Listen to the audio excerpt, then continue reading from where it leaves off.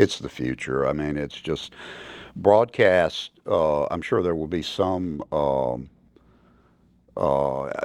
Broadcasts will be around for a long time, but the means by which it's delivered is simulcast. I mean, you can put an antenna up and get your local television stations, but every one of them, just about it, has a local feed. Where I rather that's a misnomer. I didn't mean to say local feed. It has a internet feed to where you can, if you can't watch it live, you can at least watch the programs through the internet. Or if you sign up for a lot of the uh, live television services instead of using satellite, if you get it through streaming, you can just, like I said, you can just get it through streaming, but you got to have good internet. Here's, before we move past it, something that I wanted to point out. One of the reasons why the satellite internet just doesn't work well or I'm going to reword that. It doesn't meet people's needs, so they need something else, something like our product is in order for now this isn't Starlink. Starlink is a low Earth orbit. They're roughly around 400 miles up, and they're not in a fixed orbit. Low Earth orbit is not fixed. It's the satellites move, and when one comes over and gets all over the horizon, another one has already taken its place, and that's the way it works. That's why they have so many of them. But they're in what's called a low Earth orbit. They have to have a fleet of them to get them to work. The other satellite internet products, the pioneers, the ones that, like I said, I installed bajillion of them. They have to be in what is called a geosynchronous orbit. And what that means is they're in that magic spot exactly 22,400 miles. Why? I'm not a physicist. I don't know what that magic number, why that's how far exactly it has to be. But it has to be exactly that distance, and it has to be moving at the exact speed that the Earth is rotating. What that does is, a lot of people say, well, it's just sitting in one place. No, it's geosynchronous. It's not. It's moving at the same speed that the Earth is turning. So relevant to where we are on the Earth, yeah, it doesn't move because it's moving at the same speed that the Earth is turning. It has to be 22,400 miles above the equator to be in a geosynchronous slot. Any further, it'll drift off into space. Any closer, it'll eventually deteriorate and go into into a low Earth orbit or go into the atmosphere. It has to be that distance. Okay, that's where you have another problem with satellite internet is it's latency. And what that is when you go to google.com and you click go, it just sits there for a second and then boom, it takes off.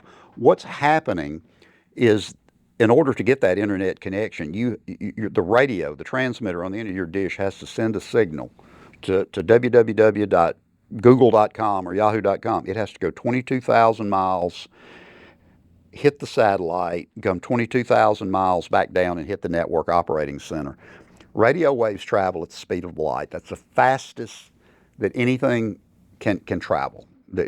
Einstein's theory of relativity, nothing can go faster than the speed of light. Okay, that's 186,000 miles per second. Even at that speed, it takes time for your radio signal to hit that satellite, come back down, hit the network operating center, grab the packets of data that you've requested, send them back up, and then put them on populate, what's for dinner at the Cracker Barrel, whatever you're Googling. It has to make that round trip several times in order to get those packets of data and show up on your computer.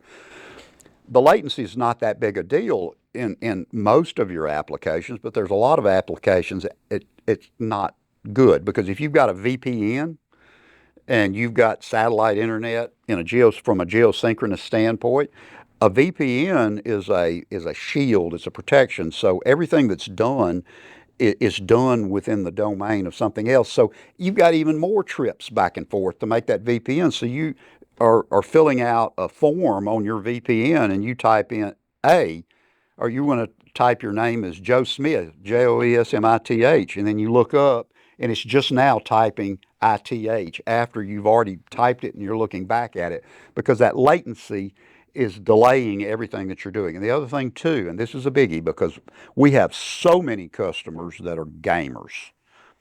If you're going to play a video game, you just can't do it with satellite internet. It's just impossible because I mean, I'm not a video gamer, so if I look stupid here, I'm sorry, but I don't know. But I know it involves like a joystick, and you want to move your little man through the burned out city playing some kind of war game or whatever. And there other people in the other parts of the country or the world are playing the game with you, and they're trying to kill you, and you're trying to kill them.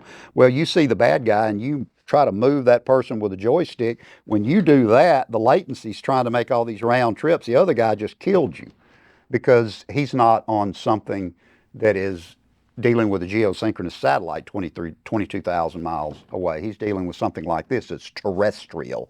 It's hitting towers that are within miles of it. So the trip to the network operating center and to the processing centers is to get this product, to get your commands where you want them to go are taking fractions of a second instead of 6, 7, 800 nanoseconds. That's a big deal because if you do that and the guy doesn't move, he's going to get killed. It's just catching a cell tower. All of these, and depends on how I program them. Some of them are specific to specific carriers, and this one right here, we use it for one particular one. This one is a proprietary one. It has to be used with it. This one I can program and put anything I want in it. This one I can make it go anywhere I want it to go. And they have different qualities. They work better in different areas. Some people don't have access to 5G signal.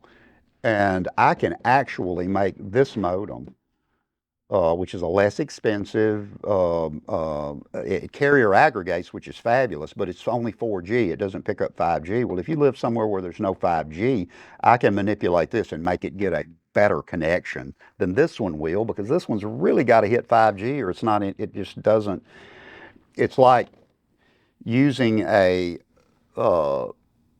hopping in a Rolls Royce to drive to the hardware store. I mean, what good does it do to have? I mean, well, that's not a good analogy, but I mean, it doesn't do any good to put this one there because if it can't get the full signal that it was designed to deliver the high speeds with, if it's only picking up 4G, you actually come out better with this one that was designed to pick up 4G. It will pick up 4G, but it won't do as well as this one will. So we still use these. These are fabulous. These are our workhorse modems here because we have areas where people can't get 5G and we can program it to pick up anything. And the carrier aggregation really makes the speeds really good on that, even if it's a 4G instead of a 5G connection. Ladies and gentlemen, thank you for coming. Please drive carefully and arrive home safely. Good night.